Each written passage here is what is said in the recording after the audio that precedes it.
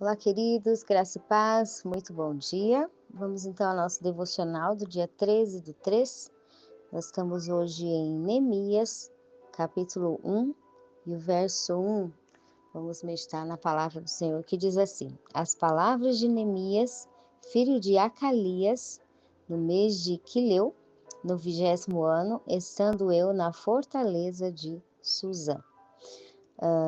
Nós vamos meditar hoje a respeito de a característica específica, muitas vezes, de algumas pessoas chamadas por Deus e a forma qual Deus preparou e escolheu cada uma delas para um propósito específico, né? A gente vê que Esdras e Neemias foram escolhidos por Deus para a reconstrução do templo, uma época onde o povo de Israel estava completamente destruído, e Deus levanta Esdras e Neemias para restituir e reconstruir aquele templo. E nesse processo nós vemos que cada um dos dois estavam de certa forma distantes um do outro. Neemias estava completamente sem informação sobre o seu povo. Ele servia a outro rei, né, Artaxerxes, e ele estava totalmente distante de tudo que estava acontecendo. Mas nem por isso, na hora certa que Deus precisou ir lá buscar, chamar aquele que estava escolhido para aquele trabalho, Deus vai até Neemias e chama Neemias para essa obra. Então, a distância, muitas vezes a falta do conhecimento em si, né? Eu não sei o que está acontecendo, não tenho ideia do que está se passando. Neemias não sabia, aparentemente, de nada. Podia dizer, se ele não está sabendo de nada, ele não está pronto para fazer o que Deus quer. Mas Deus sabia que ele estava pronto para o projeto de Deus. Foi lá Neemias e buscou Neemias. Agora, ele começa esse livro falando, essas são as palavras de Neemias, filho de Acalias, no mês de Quileu, no 20º ano, estando eu na fortaleza de Suzã. Olha só como é específico a noção de espaço, a noção de tempo, a noção de presença. Porque ele disse, olha, essas são as minhas palavras, eu sou filho de Acalias, eu sou Quileu, né? O filho de Acalias diz aqui, no mês de Quisleu, perdão, no mês de Quisleu, e estando eu na fortaleza, estando eu na fortaleza de Suzã.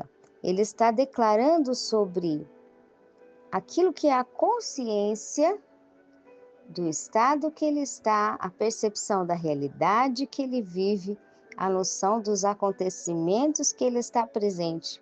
Embora nem tudo ele sabia, o que ele sabia, ele agia com noção daquilo que ele tinha. Então, mais uns versículos adiante, a gente vai ver que quando ele tem oportunidade de perguntar, se informar, ele pergunta, e ali ele recebe a notícia que o seu povo está sofrendo, então ele volta para um processo de reconstrução de Jerusalém.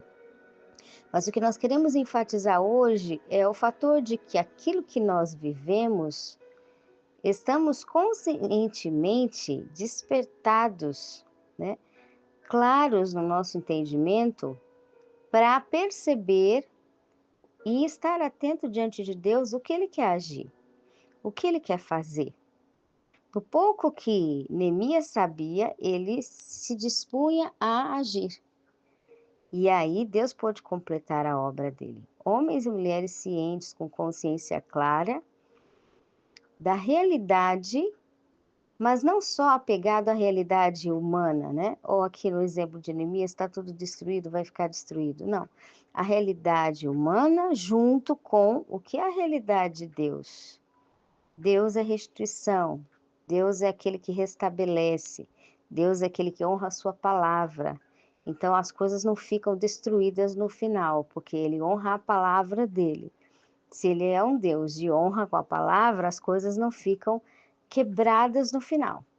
Então, quando Neemias tem essa noção da realidade física e espiritual, ele está alguém sendo pronto por Deus, preparado para a reconstrução, para a restituição.